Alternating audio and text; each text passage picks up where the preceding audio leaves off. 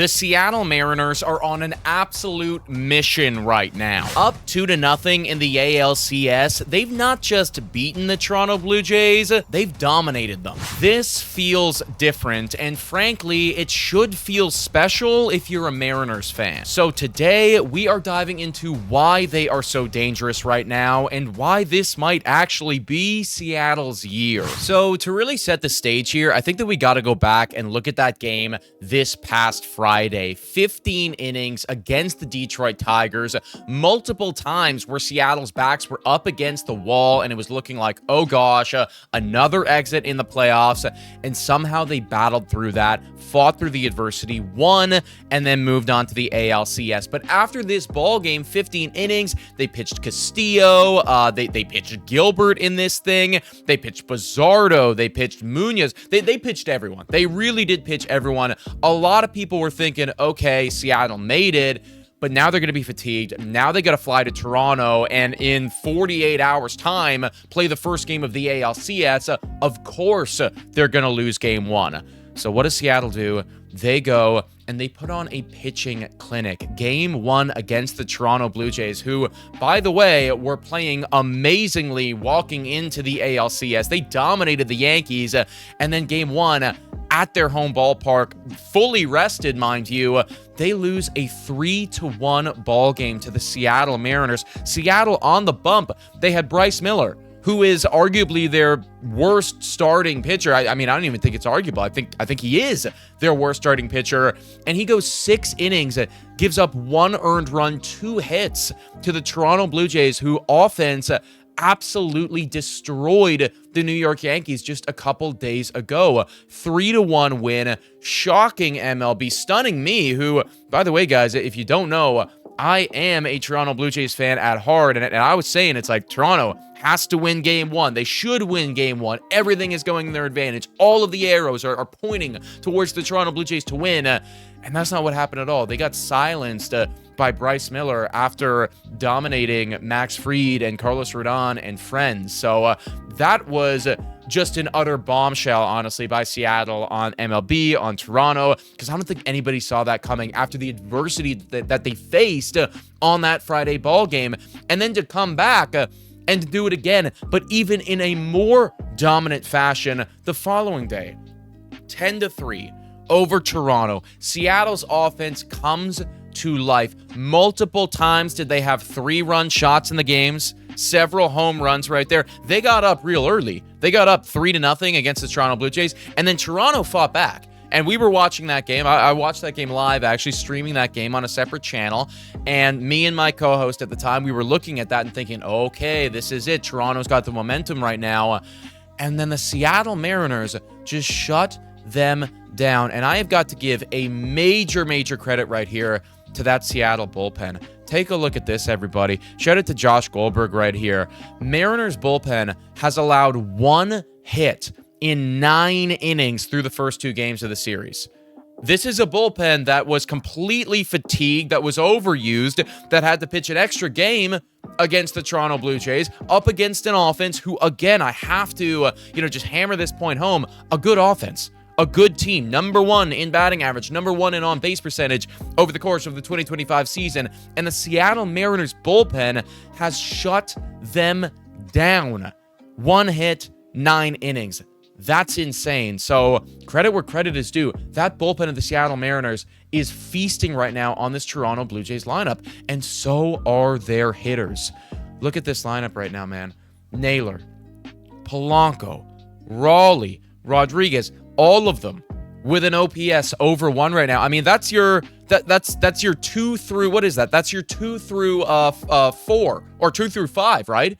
Because, Cal Raleigh bats second, Rodriguez third, Palanco 4, and then Naylor 5. That's the meat of your lineup. The guys that are supposed to be doing well right now, they are all popping off. Every single one of them with an OPS over 1. Every single one of them with a home run. And Palanco with 5 RBIs right now. Rodriguez with 3 RBIs. Naylor, Josh Naylor blew my socks off yesterday.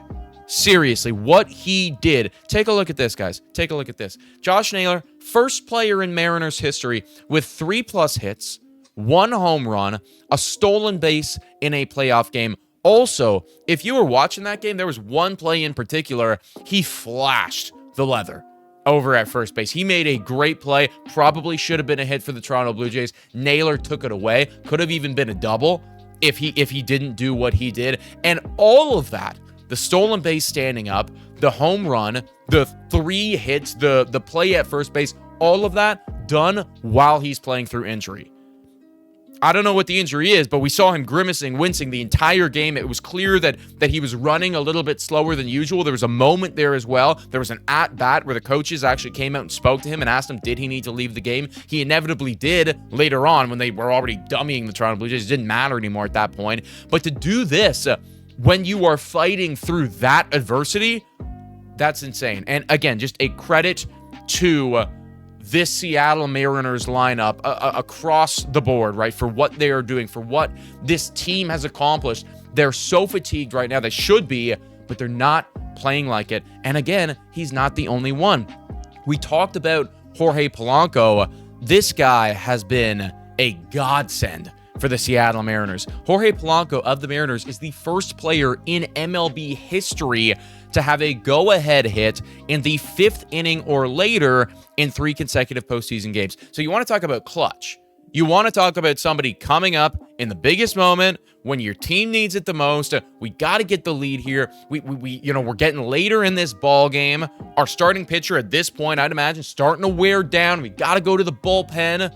There's Jorge Polanco, middle of the lineup, showing up when you need him the most. 3 consecutive games. He's been a demon against the Jays. This is somebody that was on the decline of his career, been in the league for 12 years, on the decline of his career. This season, all of a sudden, there he is back again. And since coming to the postseason, he's been incredible for the Seattle Mariners. And that's, I think, what is the most impressive about this team is just the depth of this lineup. You look up and down this thing, man.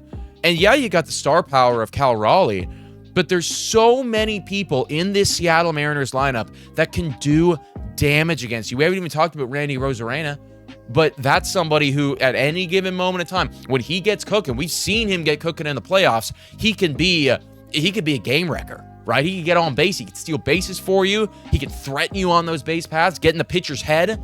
He could get going at any given moment of time.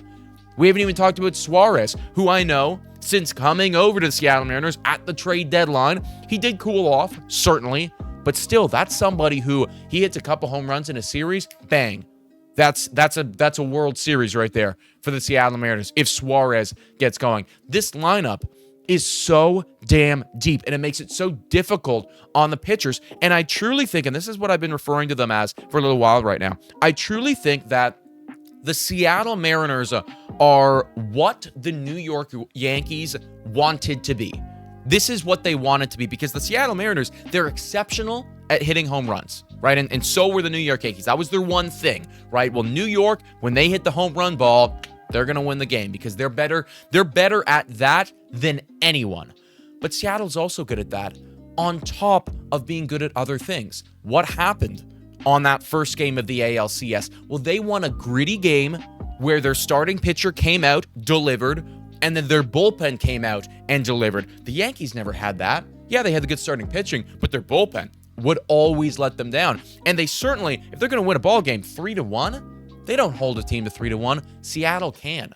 What happens the following day? Well, now we see the home run ball. Now we see the stolen base. Actually, we saw it on the first game as well, right? There's so many ways that this team can beat you. They can beat you in a gritty game where it's a pitching matchup. They can beat you in a small ball type of game where, okay, the home run ball's not coming. We got to play small ball. We walk, we steal a base. Randy Arozarena, by the way, stole third in that first game, came around to score. Right? That's just that gritty baseball that they're playing that other teams aren't playing. And on top of all of that, the pitching. They can just outright beat you with their pitching. We haven't even really highlighted the starters because, Bryce Miller was incredible in that first game. But, Logan Gilbert kind of got handled. But we haven't seen George Kirby yet. We haven't seen Louis Castillo yet. We haven't seen Brian Wu yet. and he will probably come in to this series. Now, I know some of you are thinking to yourselves, okay, well, whatever. I mean, it's been two games, no, not a big deal. Toronto Blue Jays, 2 games. Well, take a look at this, guys. This is the Toronto Blue Jays offense up against the Yankees. And I want to be clear. Up against the Yankees, they saw Max Fried. They saw Cam Schlittler, who against Boston was incredible. They saw Carlos Rodon. They saw a lot of good pitchers right there. Luis Heel. Okay, they saw all those guys. This was their offense there. They had Ernie Clement. They had Vladimir Guerrero Jr. They had Dalton Varsho. They all had an OPSs right around that 1.5 mark. Just going crazy mode. Seriously crazy mode. I mean, the lowest batting average between them was .438 from Dalton Varsho. You want to know what those 3 guys are doing right now in this series? Well, let's take a look. All right, 2 games in. You got Nathan Lucas. He's doing pretty good. Only singles, though. George Springer. He did get a home run in that game once, so credit where credit is due. But Ernie Clement, who is batting over 600 against the Yankees, he's got an OPS of 286. Vladdy, who looked like King Vladdy, looked like Daddy Vladdy against the New York Yankees, he's been effectively non-existent. He doesn't have a hit right now. He got walked 1 time. And Dalton Varsho, who was demon mode in New York, he's done nothing against the Seattle Mariners team. In 2 games in Toronto against a fatigued Mariners team, mind you. I don't know how they're doing it. I really don't. Like, everything was against the Mariners. Everything was against the Mariners. They should have been tired after that 15-inning game against Detroit. But to fight through adversity like they've done, again, I am a Toronto Blue Jays fan. It's paining me to say this right now, but I got to give you guys a tip of the cap. Like, you're just playing significantly better baseball than the Toronto Blue Jays are. And again, all the odds were against you. Everyone was thinking that in Toronto, where, by the way, the Blue Jays have been incredible all season long, best home record in all of baseball, and with more rest, you should be losing. Or at the very least, you lose 1 of those 2 games. You don't take both. And that's exactly what they did. And frankly, those 2 games, they didn't feel close at all. I know the first game, it was only 2-run difference. Didn't feel like it. It felt like that was Seattle's game the entirety of the game. And now it is all in your corner. It's your series to lose. They're going back home. They got 3 games at home right now. Toronto Blue Jays are on the ropes, off day today. But then you're going to have in this game right here, George Kirby going up against Shane Bieber. And in the following game, it's going to be Max Scherzer probably for the Toronto Blue Jays. And I believe for the Seattle Mariners. Let me take a look at who's lined up right here. I forget who it is, but I'm pretty confident it's Louis Castillo who's lined up in that game 4. And it is.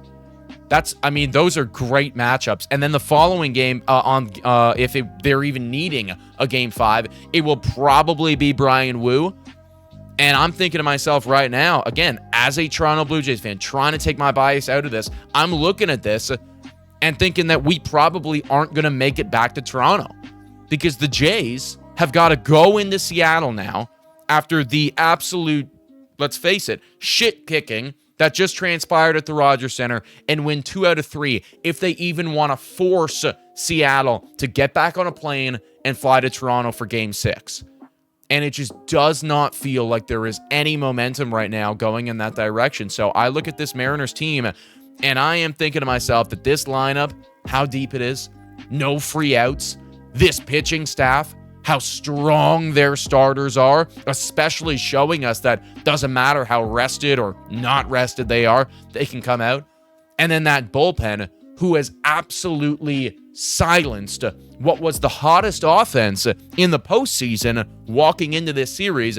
They have shut them down. I look at this team right now, and I really do believe that at this current juncture of time, they have got to be the favorite for the World Series.